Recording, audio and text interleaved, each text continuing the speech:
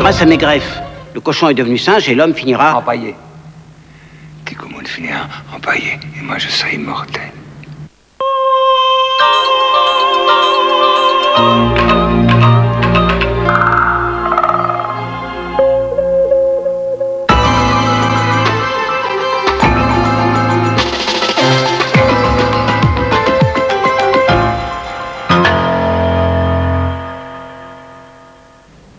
Bonsoir, 60, 80, 100, le bilan de la catastrophe ferroviaire en Allemagne n'a cessé de s'alourdir. Pour le moment, 100 corps ont été dégagés, mais 2 wagons ont pu encore être atteints par les secours. L'accident s'est produit à Eschede, dans le nord du pays. Le TGV allemand roulait à 200 km/h lorsqu'il s'est encastré dans un pont. Et ce soir, on ne s'explique toujours pas les raisons de ce drame. Sophie Bonnord. Vue d'hélicoptère, à la vision de ce train disloqué, on se dit que les rescapés sont des miraculés. À 11h du matin, tout près de la gare d'Eschede, une voiture aurait franchi les glissières de sécurité du pont qui enjambe la voie ferrée, créant ainsi un obstacle inattendu. Mais selon la dernière version, celle de la police, la voiture était sous le pont car il y avait des travaux. Quoi qu'il en soit, en déraillant, le train lancé à 200 km/h a percuté un des piliers de béton du pont qui s'est effondré. La motrice a continué sa route, 4 des 14 wagons se sont imbriqués les uns dans les autres, comme un épouvantable accordéon. Tous les secours disponibles dans le nord-est de l'Allemagne sont mobilisés, plus de 300 personnes, des ambulances, des bus, des hélicoptères et même des avions de l'armée. Les secouristes ont eux-mêmes été choqués par les cris des blessés emprisonnés dans les wagons. L'Intercity Express assurait la liaison Munich-Hambourg. Il est l'équivalent de notre TGV et c'est le premier accident mortel qui ait eu lieu à son bord depuis sa mise en service en 1991. Les opérations de secours vont continuer toute la nuit. Des personnes sont encore encastrées dans la ferraille. La région est fermée au trafic routier pour faciliter les transports. Le lieu est interdit d'accès pendant au moins 48 heures. Air France, deuxième journée de négociation entre la direction et les syndicats de pilotes. Et même si aucun résultat concret n'est à signaler pour le moment, il faut noter qu'aujourd'hui, l'ambiance était plus détendue qu'hier. La discussion reprend. Nous espérons très sincèrement que nous allons nous comprendre, que chacun exprimera avec sa force et sa conviction son point de vue, mais que nous nous rejoindrons sur l'objectif principal, c'est qu'Air France reste notre compagnie et une belle compagnie. Alors les discussions à l'heure actuelle se poursuivent. La direction d'Air France a fait d'importantes concessions, soulignait il y a quelques instants le ministère des Transports. Côté pilote, on évoque maintenant la possibilité d'une entente.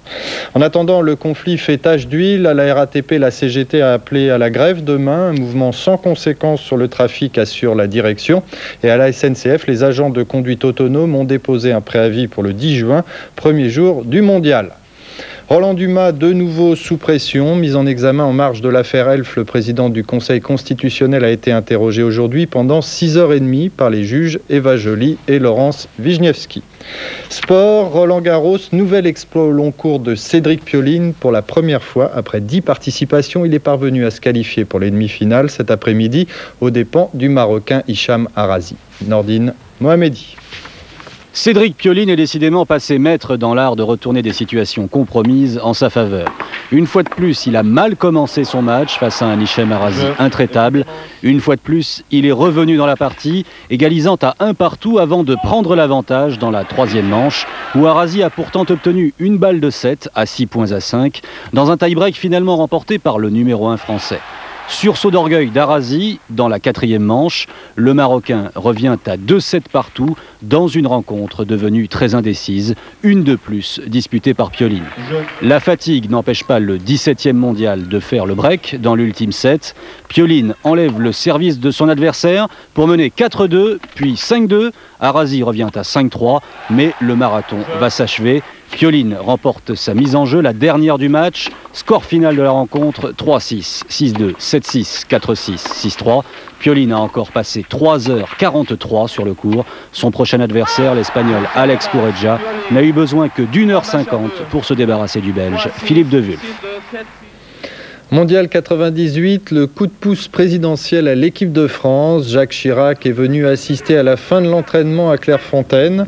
Le président, très décontracté, leur a même, paraît-il, raconté une blague, mais on ne saura pas laquelle. Ce que l'on a appris en revanche, c'est qu'il s'entraînait lui aussi. Je pense que je devrais pouvoir remettre à l'équipe de France la Coupe Jules Rimet le 12 juillet. Alors je m'entraîne, moi aussi, je m'entraîne à cette remise. La visite s'est achevée par un dîner au cours duquel le président était assis entre Didier Deschamps et Laurent Blanc. Voilà la météo pour terminer avec ce soir, Sophie Lovers.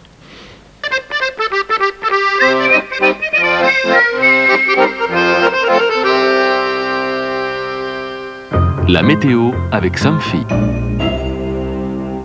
Demain, la matinée sera placée sous le signe du soleil sur toute la moitié nord. La moitié sud, quant à elle, connaîtra un ciel plus nuageux. Quelques averses isolées se produiront encore, en particulier sur les reliefs. Même scénario l'après-midi. Les nuages laisseront toutefois échapper des orages en montagne, tandis que le soleil se ternira progressivement sur la Bourgogne puis sur la Franche-Comté. Le vent de sud-est soufflera jusqu'à 70 km/h sur les côtes varoises. Les températures varieront de 19 degrés à Cherbourg jusqu'à 30 degrés à Marseille et Ajaccio. Il fera 24 à Paris.